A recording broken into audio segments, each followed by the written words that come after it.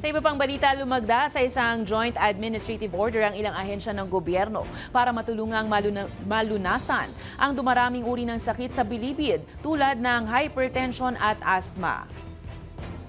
Ilan sa mga nagpakita ng pagkikiisa ang DOH, PhilHealth, Bucor at BJMP para mapangalagaan ang kalusugan ng bawat PDL. Present din sa pirmahan ng Interior at Justice Departments.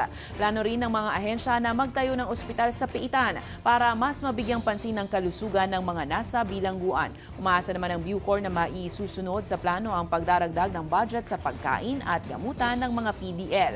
Patuloy naman ang sinasagawang decongestion sa National Bilibid Prison papunta sa iba't ibang penal farms sa bansa.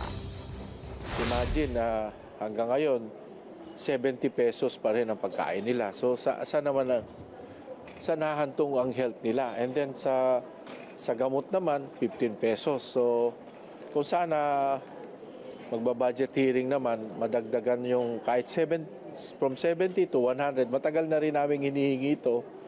Pero depende rin sa gobyerno kung hanggang saan kaya ng gobyerno.